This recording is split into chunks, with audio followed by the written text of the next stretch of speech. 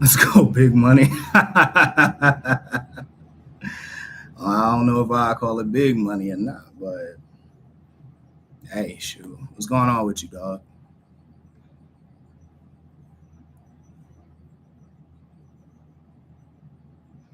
I'm trying this a little bit different. Since I'm in here, I figured try going live from the laptop, phone in hand. That's why I usually am on, but screw it. Let's experiment.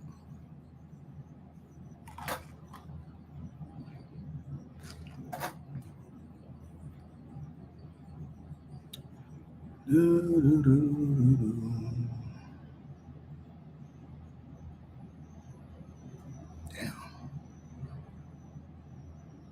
Do you have a high yield savings? Of course.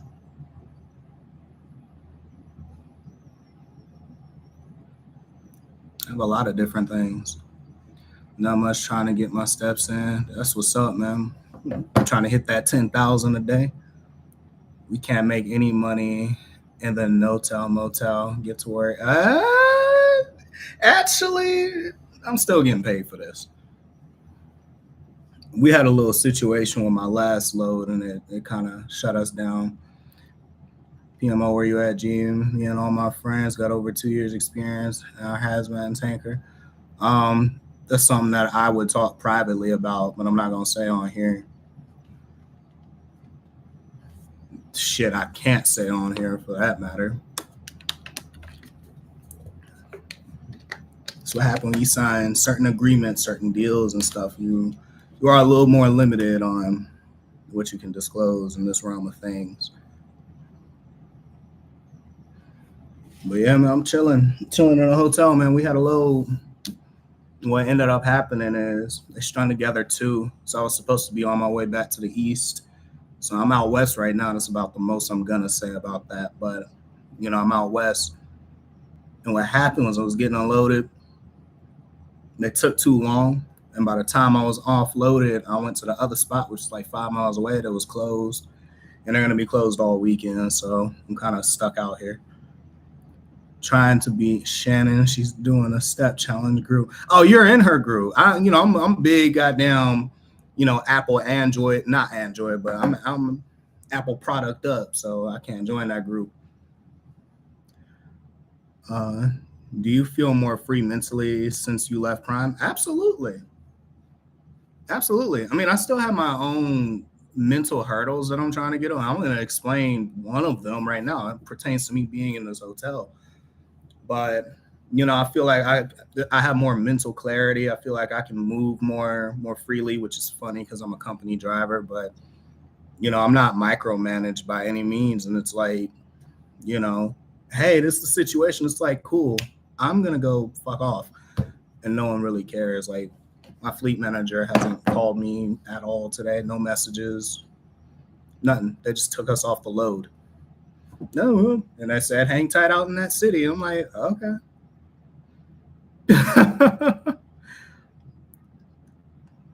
Thoughts on Long Island audit? I don't even know what you're talking about. Big Mike, what's popping, dog? I've been a little busy. I think you texted me. Yeah.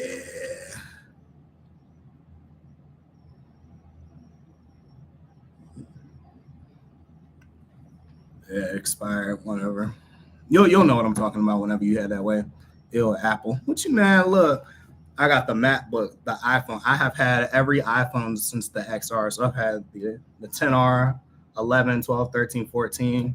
This is a terabyte 15 Pro Max for that matter. I got an iPad in the book bag, my Apple Watch charging over there. I have 3 Apple TVs at my house, one in the truck. What else? Yeah, I have it all, dude. I was telling my mom today, I don't know how to fix her iPhone. She better call my sister. Does she not have Apple Care? That's good coffee, man. But no, check it out. It's pertaining to like, do I feel more mentally free after leaving Prime? See, this is how it's messing with my head a little bit compared to like what I've been used to over the years. It's not even just working with Prime, it's the jobs that I've done prior to that as well. So I can't hang with you now since you are a big Apple fan. Yeah, I'm not gonna lie. I'm bad about Apple, dude. They could drop damn near anything and I'll buy it. I'm not gonna lie. That Pro Display XDR though, I'm not spending $6,000 on that. I ain't got it. Yo, what's up, Sean? But anyway, so out of all the jobs that I've worked, my background is in like corporate sales and shit like that. I've sold everything from cars, fiber optic internet. I've sold hell, jewelry for that matter. And before that, I was working construction and painting. I was a painter at one point. I've done a lot of stuff. Cheap freight hauler. What's good with you, dog? But going from all of that stuff to going to Prime, since you asked, and working that for 4.5 years, the one thing that is common with everything I've ever done up to this point is that I was paid for what I produce. I was paid for my results. So this is messing with my head a little bit in the sense that I'm not paid for my results as much as I'm paid for what it is that I do. So yeah, I'm sitting in this hotel, but the term that if the wheels ain't turning, you ain't earning, that doesn't apply to me because I get paid regardless. It doesn't matter. I could run 5,000 miles this week. I could run 12. I'm going to get the same salary. It doesn't matter. So with that being the case, I do a lot of chilling. I do a lot of sitting. I can take a lot of time off. It's get paid regardless. And it's like, I was just having this conversation with my father where it's just like, I haven't mentally accepted that that's just what it is. I'm so used to needing to produce that it messes with my head a little bit to where it's like, oh, okay, no, you're valuable in this sense, not that sense. It's cool. I mean, shit, I could sit in a hotel and get paid. It's nothing, but sheesh, man. You selling ice to the Eskimos in your fuzzy slippers. Damn, you a bad man. Nah, man. I'd have bought some new slippers, I ain't gonna lie. Spilled some stuff inside the other ones and haven't replaced them yet. But again, I don't do as much driving as I used to. So it's like, fuck, I'll wear shoes, bro. I'll wear shoes. One thing I will say is it's 101 degrees outside and I'm wearing all black. So yeah, be better. Don't be like me. Don't be like me. Oh man. But nah, it's cool, bro. I'm chilling, man. I think the only thing that's been annoying me lately is paying bills. Other than that, now my homeboy that I team with didn't feel like getting a hotel for some reason. I only got one because it's so hot outside that the APU on the truck can't keep up, and I don't want to idle all night if I can help it because I give a shit. But he opted out of it, so he was gonna idle anyway. I'm not about to sit in that truck nonstop. If you wanna, they'll let me idle if it's this hot outside. Yeah, they sure will. They absolutely will.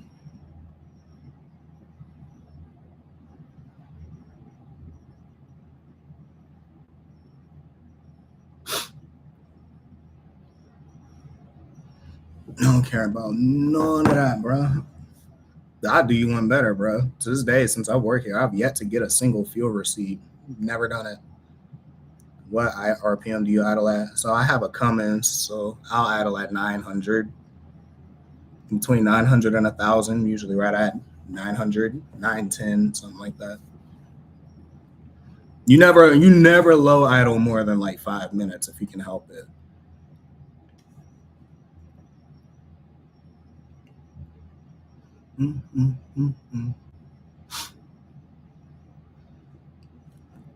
But anyway, how's life going for you guys, man? Can't just jump in here and ask me all the questions, man. Like, what's up with y'all? How y'all doing?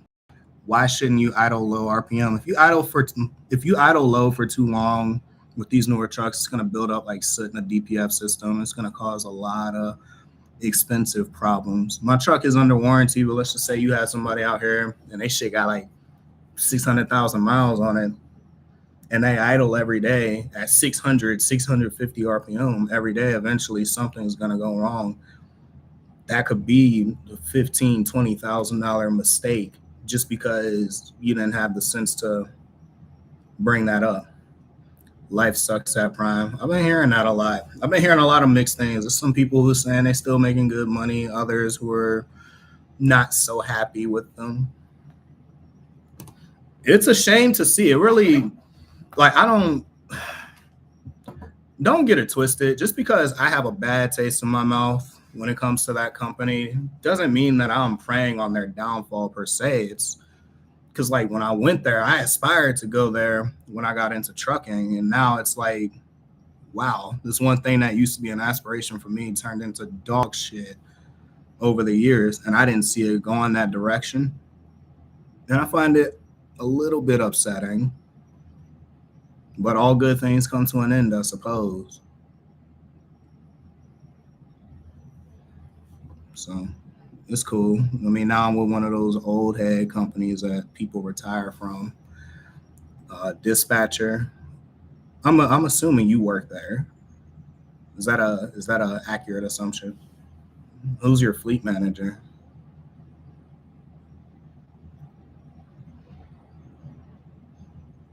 I can admit that's one thing I do miss about being at Prime. I almost miss my dispatch. I miss my original one for sure. But the last fleet manager I worked with, Chad was cool as shit. I'm not gonna lie. I know he was disappointed when I quit and about the way that I did it because like he respected me, but I had to do what I had to do for me. I left with no warning, and I couldn't tell him because he's attached to this company that I'm beefing with and shit like that. So I would expect him to look out for their interest in regards to me. So I couldn't say shit. I kept it quiet until I turned the truck in, and I was like, "Yeah, bye, I'm done."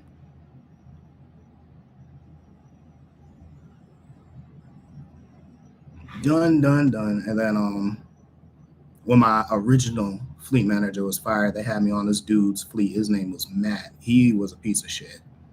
Would not recommend ever in life working with that guy.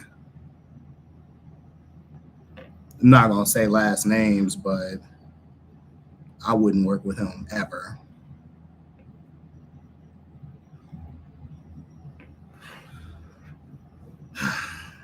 But shoot, hey, what division you in, John? The people I know doing well, they're flatbed and tanker. So if you're in reefer, I mean, shit, you consider making a switch. I won't tell. I won't just tell people blindly like, "Oh, you need to quit." Dispatchers need to hop in the truck for a week and see what we do. I agree. I wholeheartedly agree with that one. See, and that's one of the things that I respect about the company that I work for now. There's a lot of speculation on who do you work for and all this. I'm never gonna confirm or deny or tell. I'm not gonna do that. Yeah, yeah, John, you might want to switch divisions or at least consider it. I'm not just gonna tell you, oh yeah, it sucks, you should quit when there's ways to maneuver around the company and still do well. Now I left for other reasons. It wasn't about money for me, but. But anyway, fuck, what was I saying? Oh yeah. Where I work now, most of the people in the office, they were truck drivers, and a lot of them worked here. This company's been around for a while, so it's like they know what it is, they know what we do or whatever. On the flip side, it also means you can't BS with them because they know the deal. So it's like, I you win some, you lose some. But I take this job very, very seriously, very seriously, and they're too good to me for me to not want to, put my best foot forward. Lease versus company. Do you make more over the company, or do you recommend leasing pays more? So man, if I put this number out here, I'm gonna have to delete this live. So I'm gonna put it to you like this: what I make now is not the high. Like, okay, so I get pretty much the same paycheck every week, salary. Don't have to put up number, bro. Okay, cool. So that number that I get, I would show you, personally, actually DM me or something. I'll show it to you. But what I make here is the most consistent money I have seen in my entire life. Okay.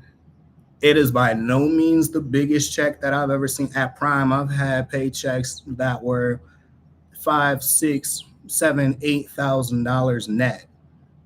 Okay, I've seen numbers like that. I've also seen negative 10,000. So it's like, company can pay you more, but it depends on what facet of the industry that you're in. You have to factor in the commodity that you're pulling. So like, I have a friend who is, he hauls oversized freight. And he's a company driver, and he's making way more than any lease operator at Prime ever did. He's making way more than I ever did leasing at Prime. Now, where I'm kicking their asses is I know what my base salary per year is before any bonuses or whatever, and it's still pushing that six-figure number. So it's like, okay, now you add the bonuses on top of that, and you're seeing $100,000 a year as a company driver and as W-2. So that, the aspect of not dealing with taxes, and you get paid that money and you get to keep that money. You come back to work, you're not in the hole, you're not doing none of that shit. You don't have to do any of this tap dancing and, finagling the money type. It just depends on what aspect of the industry that you're in. That's the best way I could put it. Now, if you're talking, say, Prime company versus leasing, I believe if you're smart as a lease op, you're going to make more than a company driver. At the same time, you have examples of people like, say, Blake Tubbs. Blake Tubbs was never a lease operator over there. He was company. He was a trainer. He bought his truck out. Cat Dude paid about $150,000 cash for his truck, and he stayed with them as an owner op. And no one really hears about Blake anymore. He's not really super big into the social media thing anymore. But from what I've seen, he's happy. So it depends. I heard Blake quit that. Yeah. He hadn't been on YouTube in a minute, but I don't know if he's still leasing on that Prime or what. I just know last I seen, dude was living up in big high rise, and he always trying to buy a fleet of bad. I ain't gonna say that word, but a legion of attractive women. He's chilling. Dude's happy. Like, I'm proud of him. But yeah, it depends on what aspect of the industry you're in. Like, you're not gonna get the most pulling general dry van reefer as a company driver. These specialized companies, these hazmat companies and stuff like that, it's a different story. Like, where I live in Texas, I could go pull natural gas and get $1,800 a week and work 5 days a week, be off on the weekends, do it again, and have benefits and the most pensions and all that. What I do now, I make more, but you win some, you lose some. It's so bad. Let me put it to you like this. I just came back to work. I can go home next week. Take the week off, and still get paid. It's playing on my mind so bad that I'm going to stay out 2 to 3 more weeks just to feel like I did something. Like, it's rough, dude. And I know it sounds like I'm complaining. I'm not complaining. It's just I have to adjust to the lifestyle change. It's been one way for so long that it doesn't have to be that way anymore. I'm sure they have respect for you. They know the job, and you aren't out there acting crazy. Yeah, I have a good relationship with my fleet manager, or I should say managers. Actually, I made a name for myself in this company. They all know who I am. That was accidental, but yeah, they know me. It's all love and respect. We just here to talk shit and get money. I heard Blake. I'm here to see some chocolate chip. Y'all don't mind her. She a trip. Do you pay out of pocket for hotel rooms? It depends on why I'm doing it. It's in a case like this where it's scorching outside and I'm not trying to get heat stroke in the truck, they're gonna reimburse me for that. This room right now, they don't have to. I'm using like Bonvoy points for that. So it's free essentially. But the one I got last night, I'll get back. I'll get the money back for that. Now, if it's just like leisure, like when I was in Canada and I decided, oh, I'm gonna take a 30, 34, 36, whatever the fuck it is in Canada. And I got a room because I felt like it, that's on me. So, but for the most part, anything pertaining to the job, I don't pay for. And if I do pay, they reimburse it. Just write my name, write my driver ID, order number, scan it. It'll be on next week's check. So far, the only thing I've really had to be reimbursed for, how do I put this? They reimbursed me for everything I did to come work here. So like my ELDT training, my hazmat test, my driver's license, everything like that. The gas I put in my car when I quit Prime, they paid for all of that, and then they reimbursed me for crossing back into the U.S. the last time because the user fee wasn't paid, like the Homeland Security user fee wasn't paid up front. So I paid it out of pocket as opposed to bugging them about it, and they just reimbursed it. What's your future plan? What's your future plans? You plan on staying or buying your own truck? Sounds like you like hazmat. I love hazmat.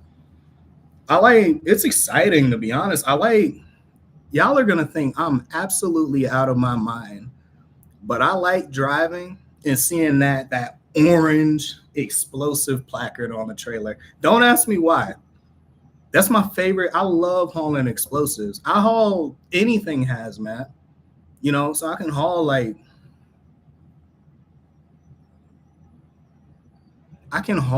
a like poisons. I can haul toxic waste and stuff like that, but explosives are my favorite. They're the easiest form of hazmat to deal with.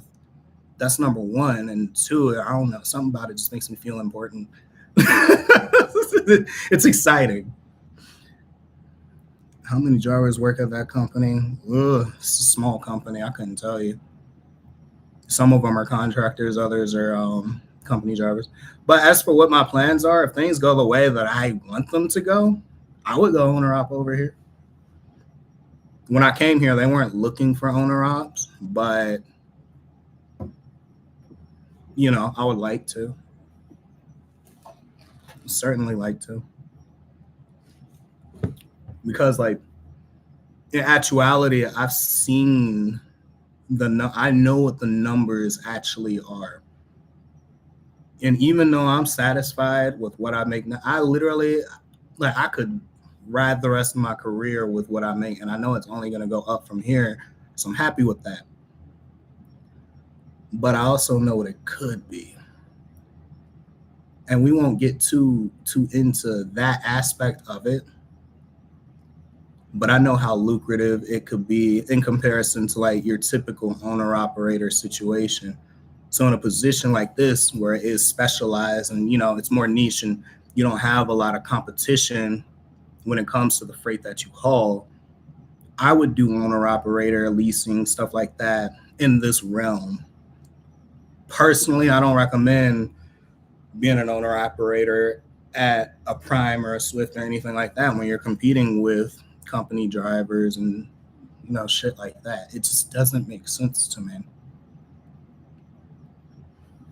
It doesn't make sense at all. That's just my opinion, though. There's some people who are going to disagree. Like, whose live was it? It was either LoSean or TB. It was probably LoSean. Somebody had challenged one of the comments that I left where I was saying being an owner operator only makes sense if you're specialized. That's my personal opinion. That's not a general. There are people who make it work. Like my friend Shannon, she does pretty good. She does great. I haven't heard any complaints from her, but I personally, I don't want to do that. U-Haul isn't available to a lot of people. That's very true. It's very true. It's very true. It's not a cakewalk to get into. You have to have like a lot of, how do I put this? Your name has to stand for something, essentially. You have to have a damn good track record. You can't have a history of like job hopping or anything like that. Your DAC report got to be smooth. You have to, no history of like reckless driving and nothing like that. The TWIC card, that's mandatory. You got to have, an X endorsement on your license. It has to be an X. Well, X is tanker and hazmat. Some people don't have a tanker here. But, I had tanker. I just got hazmat on top of that. So I got the full X, it's a lot of other permits and clearances and stuff like that I can't or shouldn't go into detail about. So it's not freight that they would give to just anybody. My whole point is, if you can't put yourself in a position where you are eliminating the competition and you essentially have free reign to just take the money. I'm not out here to get it. I'm just taking it. If you can't put yourself in a position to just take it, pause, then why add that extra responsibility to yourself? I could be a small owner op. I could have 10 trucks and approach a company, but they need 20 of them, or they want you to have a trailer pool. These big companies have that. You don't. You can own your truck. You can own your trailer. You can lease on somewhere like Landstar, but now you're confined to their freight. So it's like, well, what are you to do? I'm not going to say you can't make it work. Some people really can make it work. But in the industry right now, we have a capacity problem. I feel something up here. Military loads can be very lucrative. I ain't even saying that's what I do. I don't even have I can't do that. That's one thing I can't do. But the whole point is, in this industry, you have a capacity problem. It's too many people doing the same thing. Too many people available to do the same shit. When you're driving, you're just going down the road, how many trucks you see with a drive-in with a reefer? When you pull up to a Walmart, DC, Target, drive-in is definitely oversaturated. Yeah. When you pull up to a lot of these common places, how many trucks do you see? Hell, I'll do you one better. Over the last weekend, I was in Denver. Had a great time, but I was in Denver. And on my way to Denver, I always like to, stop at, there's a King Soopers at a Love's about 30 miles from the city. It's right off of 70. If you know, it's like you got the Love's, the quick trip across the street. You got King Soopers, couple coffee shops and shit like that. I always stop at the Love's and I go grocery shopping at King Soopers because I like shopping places that aren't Walmart if I can help it. And King Soopers is Kroger. I fuck with them, right? That truck stop was packed, and that's just one example. That's one example. Specialized people, they're moving. They're moving. Now, I'm not saying it's something you have to do. What I am saying is, if I'm going to buy a truck, it's going to be worth more than what General Freight can provide. And that was always my stance on it. So like, some people know me for saying owner operating is stupid. Why do I want to own a depreciating asset and all that? And all that stuff is true. It only makes sense to me to own a depreciating asset when the cost of ownership becomes negligent. How does that happen? Well, you have to be bringing in so much money that you don't give a flying fuck what happens to it. How do you do that? Oh, I know. I have to do what no one else is or can do. So I'm in a different niche of shit, and there's people who can still do more than I do. This stuff because Some of the stuff can be so secretive that even inside of the company, we can't talk to other people here about what we do. And that's why I'm so vague. It's serious shit. Imagine immigrants getting to specialize. It's over. Thankfully, they can't. That ain't gonna happen. So they could get the CDLs and work at all the Targets and Dollar Generals and all that. They're not touching the shit that I hold. So I'm not even worried about that. It's also why I'm not worried about driverless trucks. Asset is helpful at tax time. Just another dynamic of the business. That's a fact. That is a fact. Depreciation of asset. I read that so wrong. But yeah, no, that's a fact, dog.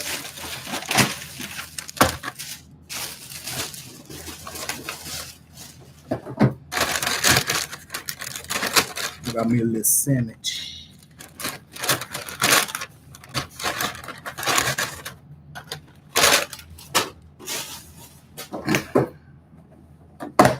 See something? Hold on. Look at it.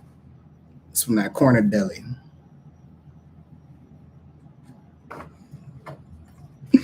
Oh shit! Hold on. We got the tomato basil. You feel me? This is how you do. You dip the goddamn sandwich into that joint. You move the dreads out the way because they gonna want to bite too.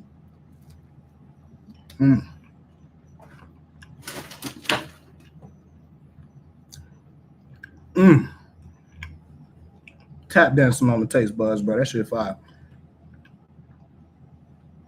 Water. I thought we were fasting. You follow me on Instagram. You know I said I ain't doing that shit today. I've been doing that shit for like 2 weeks consistently. Let me be great. I'm gonna get back to it tomorrow though. Hell yeah, Dropman Saturated Flatbed finna be next too. Yeah, that's a fact. Because now people realizing people still making money over there, so they ain't gonna move over there. We got to get rid of the COVID babies. That better not be spicy tuna. Hotel staff gonna be mad when you blow up the toilet. Nah, this type. Shit, I forgot what it is.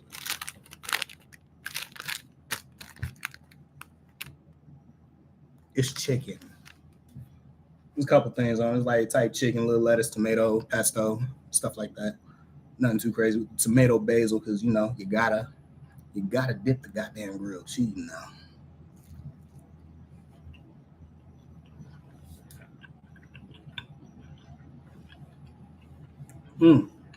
Flatbed is already there, bro. It might be. I don't know. I'm so out of tune with what's going on these days, for real. The only thing I noticed is the truck stops be packed at the most unopportune times, especially on the weekends, because I didn't realize no one's getting freight over the weekends. I'm not either, a lot of the time.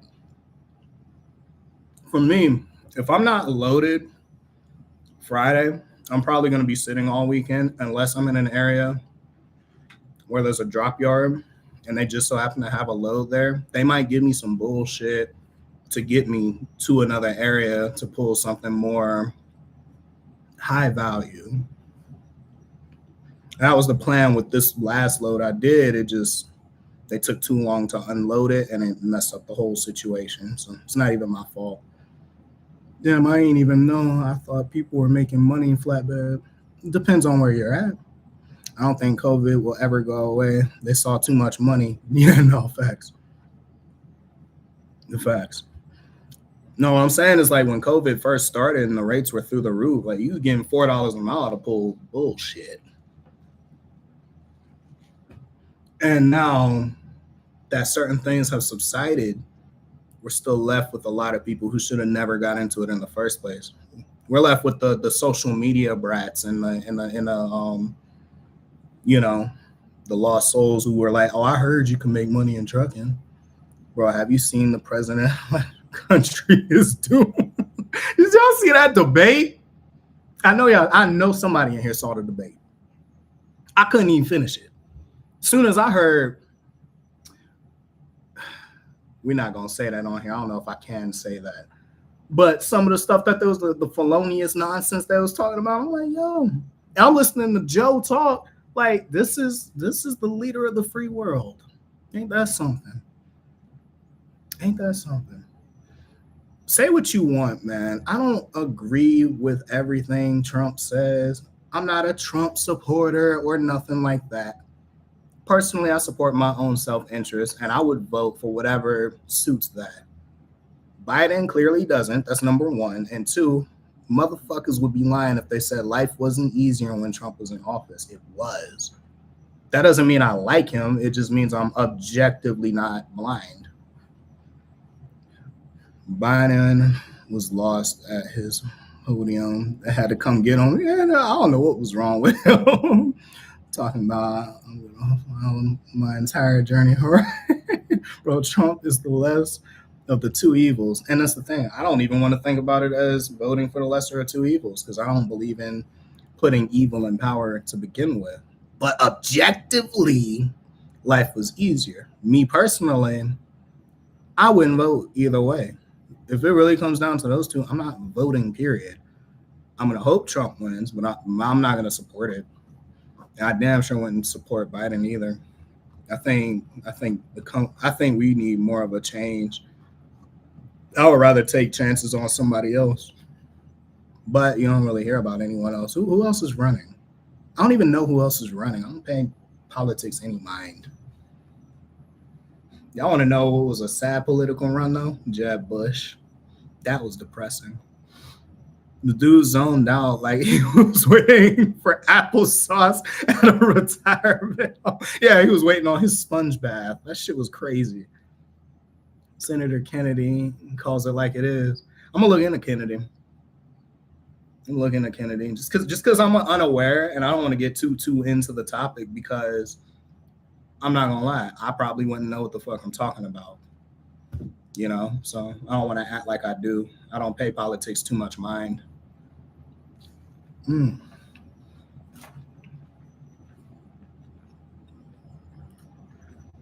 That's a good in the motherfucker, man. I need one of them. God damn. But no, y'all remember when Jeb Bush ran? Please clap.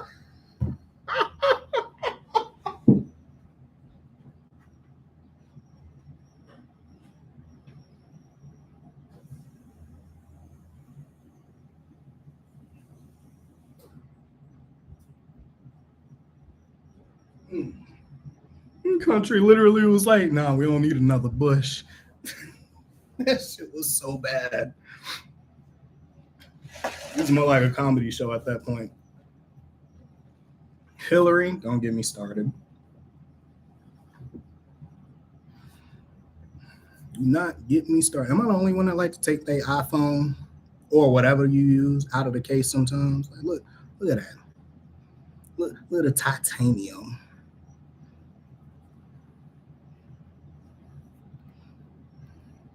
I know it look like my phone is dry. I promise you it's not. Look at it. Look. I don't even have time for it. Speaking as a Floridian, the Saints ain't the answer. DeSantis ain't the answer. Yeah. It's 579 is truth brand new. Oh man, I miss my 579, man.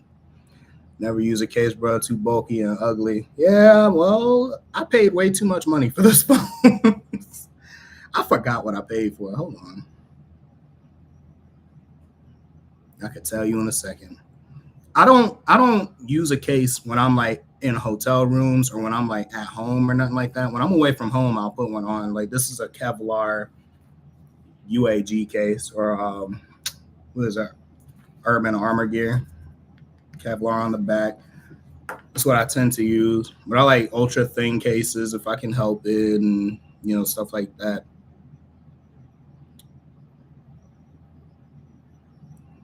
Oh yeah, and I got Apple Counted. So this is a $1,600 phone. I'm not about to chance it. I see why people call Freightliners freight shakers. Yeah, y'all. Oh, so you done seen the light. That's what you're saying? Welcome to the civilized side of things, bro. Well, we drive goddamn Peterbilts, Kenworths, and Volvos on this side. We ain't really Freightliners are our last resort. I drove one for 2 weeks. Love the fuel economy, but the back pain, I couldn't do it. I couldn't do it.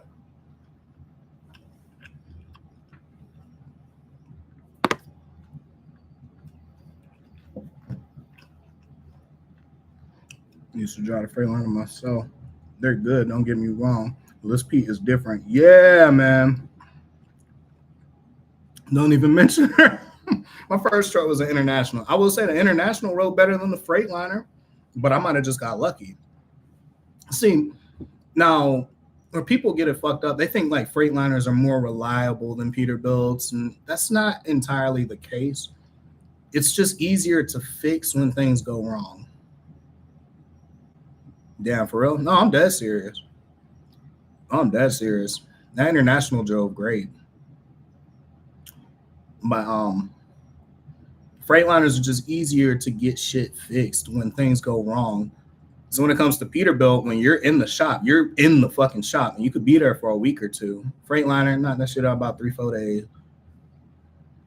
Way the International drives better. I've never driven one. That's my personal opinion.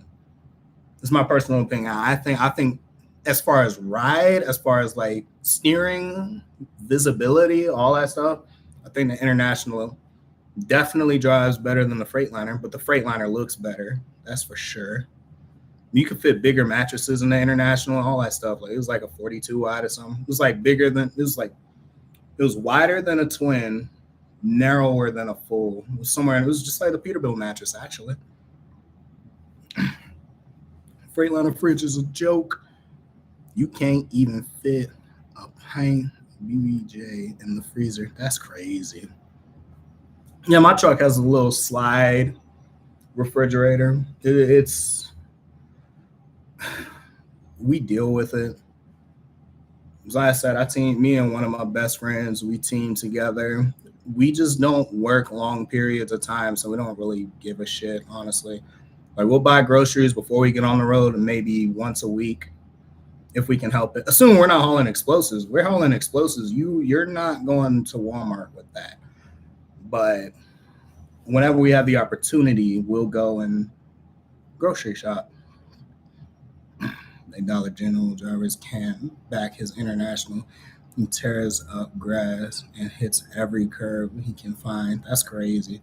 Freightliner refrigerator stays swinging open while I'm driving. That's my only problem.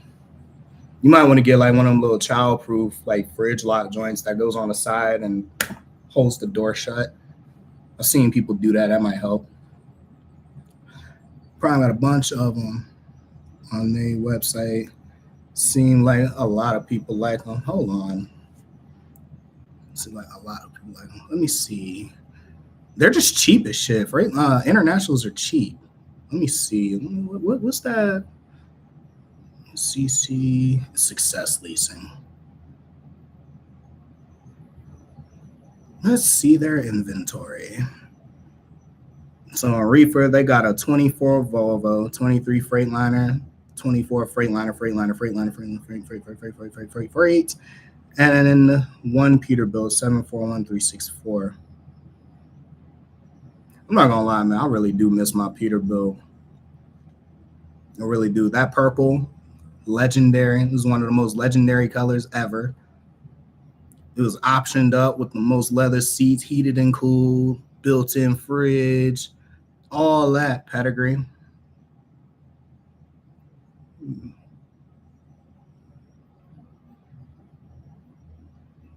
I fat finger the hell out of that.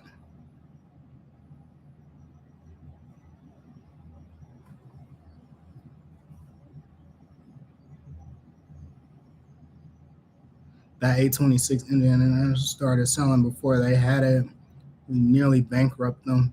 No, so the 826, when I had mine, it was a great motor until the day I ordered my Peterbilt. When I ordered that truck, that engine, every 2 weeks in the shop. So I have a good week. I get out the hole, have a good week. I make like $4,000, and then the truck break down. Spend the money on hotels. I'm training, got to take care of the student or whatever. Get the truck back, make some money, make about $4,000, go back in the shop every other week. So it was a disaster at about 300,000 miles. I turned it in at like 346,000.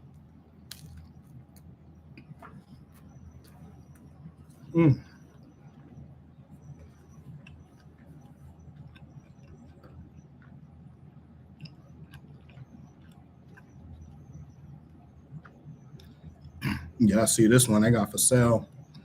534,000 miles for $50,000.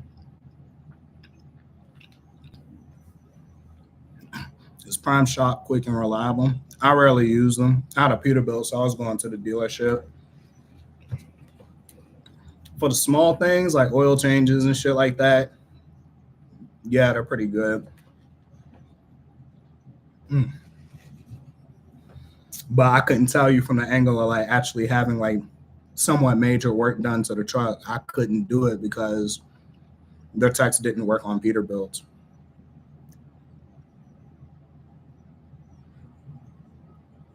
So I had a Cascadia, it's a 2022 Cascadia for 60 grand, 552,000 miles. I'm not gonna lie, getting something just to get moving. This was a ultra loft, 65,000. It's a 2021 Peterbilt. I would buy that shit. Get moving, get the money, get a brand new truck. That's how I do it. Be a straight thug about it, man.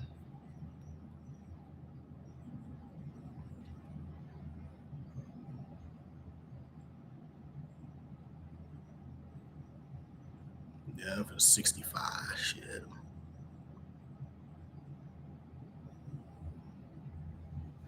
The MPG on 2025 Pete was crazy. Yeah, the MPG on my old one was magnificent. I can't front. That shit was magnificent. The truck I drive now, I want to say it's comparable, but it's not. It's not the same. But I have so much more power. It's like that freaking that Cummins is like an untamed stallion. It's crazy. Love that motor. It's just a little louder than I would like it to be, but shit, not my truck, right?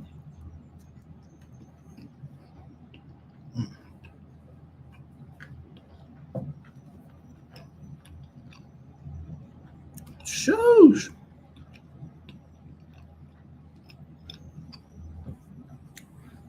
P has long been a Cadillac, hard to beat him. Yeah, man.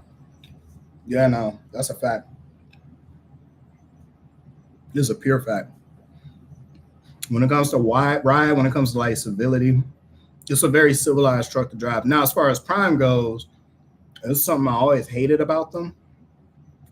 The way they order the Peterbilts, because they have the MX-13, and when you get the PACCAR motor, that's not the issue. I don't mind the PACCAR, but the issue I have with them is they order their trucks with the shorter version, like the short hood, and since the hood is shorter, that pitman arm, I think that's what it's called, doesn't have as much room to swing. And so the turning circle on their trucks is shit. So bad. If they got the extended hood version, I shit y'all not. If you ever get the opportunity to drive it, you get the extended hood version, turns on a turns sharper than the Freightliner, for God's sake. But they just don't order it that way. And I couldn't tell you why. My Kenworth now, oh my God, dude. The first time I drove it, I was shocked at how tight the turning circle is. It still messes me up. When it comes to sheer beauty, nothing compares to Kenworth. We'll get you all the trim. Nah, that's a fact. That Kenworth is pretty as hell, man. Something about the Darth Vader turn signal. You know what I'm talking about? The big lightsaber joints on the side, the headlights, and the way, I got the LEDs, so like the daytime running light eyebrow situation, that narrow nose. It just, I wouldn't even call it aggressive. It's just elegant. It's cool. I be seeing my reflection in tanker trucks sometimes. Like, damn, that's really me. That's crazy, bro. It's absolutely crazy. But nah, we just adjusting to the lifestyle, man. I'm like 9 hours. Oh, shit. Fucking fly just flew in my ear. But I'm like 9 hours from home. It ain't even worth it.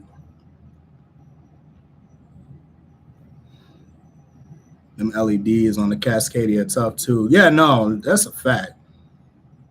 You know what's crazy is out of all the trucks I've driven International, Freightliner, LED joints. I've driven, Peterbilt, T680. Volvos, there's nothing touching Volvo headlights. Nothing touching them. Sexy truck. Yeah, no, I love the T680. Overall, I think the 579 is a more comfortable truck to actually drive. Like in the driver's seat, driving position, all that, I think the Peterbilt is more comfortable. But I think as far as living with the truck, the T680 is better in that end. Like the sleeper is designed better with I got the swing out table situation. The fridge is right behind the driver's seat. So, I'm not saying I do this, nor am I saying you should. But, you're going down the road or whatever, you reach back there, grab you a little bottle of water and keep it pushing. It's easier. I like the TV isn't right at your feet. It's mounted off to the side. And, there's certain things about the T680 I think are just better than the Peterbilt. But as far as actually like going down the road, having a commanding view of the road, the dash on the Peterbilt is a little bit lower. I think the mirrors they're a little shorter, but they're a little bit wider, so you see a little bit more. And of course, you got the hood ornament too. And that, from that stance, Peterbilts are just better to drive. We talking the aero joint. We're not talking long nose. People. We're not gonna get to the W9 389 debate. I don't know shit about that, but overall, if I had to pick, like if I was gonna go to the dealership and buy one, I'd probably get a T680. Question: if your team, who is the primary driver, lead driver? Is one person in charge of paperwork? No.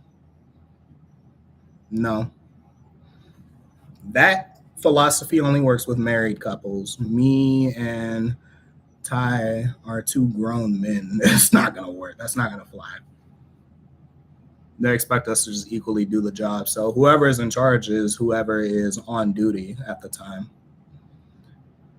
Freightliner with the air ride front, axle is good ride from what I hear. Yeah, but I never see anyone who has it. I would love to like take one for a spin, but you just don't see it. You rarely see it. I think it was like a Hendrickson air ride drive axle that they were using for a while. I'm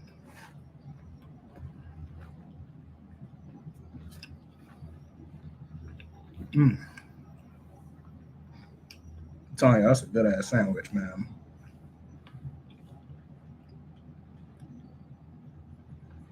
But yeah, my Peterbilt had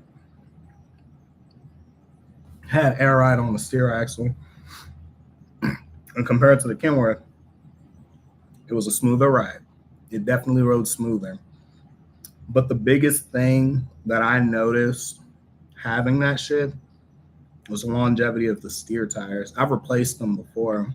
The only reason I replaced it is because they had like road damage in Wyoming and no one put up signs for it. And I hit a pothole on I-80 that was so bad it bent the rim. So I had to replace all that. It bent the rim and it bent the metal inside the tire. So all that shit had to go. And it happened twice. Other than that, longevity wise, like the tread looked damn near new. 200,000 miles on it. Shit was just good. So, but anyway, I've been on here, 55 minutes now? I think I'm about to dip. Question: if you have a situation like weather and wind, who makes the decision to shut down? What if you don't agree? When it comes to a situation, as far as safe, so we don't haul normal shit. And because we don't haul normal shit, it becomes a situation where we have to keep in mind what's on the trailer more so than our ability to keep it moving. So I don't necessarily have to be the one driving. If I tell him, yo, I don't like this, he's just gonna have to stop the fucking truck. And it is what it is. And vice versa. We have that respect. Come back to Prime, man. I'd rather drink bleach. My we do what's safest for not only ourselves, the public around us, and the integrity of the load. So if the truck has to stop, it just has to stop. Due to high wind, that's a skill thing, partially. If the load is light and wind is going 60 miles an hour, you just got to shut that down. Now I will say he's a little bit more daring than I am, and I'll let him do his thing for the most part, but safety shit, we don't play with that. So we can agree to disagree. That's how that works. We don't have to agree. We'll just agree that we're going to disagree on this, and this is how it's going to be. And if it increases the workload for either him or me, it is what it is. That's what teamwork is about. I pick up where you fuck up. Sounds like you have a good man to team with. Very important to have that mature respect. Yeah, exactly. Yeah, exactly. Like I said, he's one of my best friends. I've known him for years. Wind is terrifying. I will say that Kenworth deals with wind better than my Peterbilt did. I don't know why that is. It just seems to handle it so much more. Like, I don't feel it as much as I used to. I don't feel it. It's like the chassis is stiffer or something. I don't know what it is, but it handles the wind a whole lot better. I'm actually more confident. It's funny. I'm more confident driving with that thing with a bomb strapped to my back than I was with beef jerky going across I-80. I couldn't tell you why. I don't know why. It's just so much better. But anyway, I'm going to go ahead and get up off of here because, I want to watch Suits and take my goddamn clothes off. So appreciate all of you guys for stopping in. Barry, always a pleasure. Little dude from across the street I'm just now reading the full name. That's hilarious. If you understand the reference. Ray David, always love. Who else? Nappy Goddess. She's here to abuse me. Oh, no, for real. Big love, man. Thank you guys.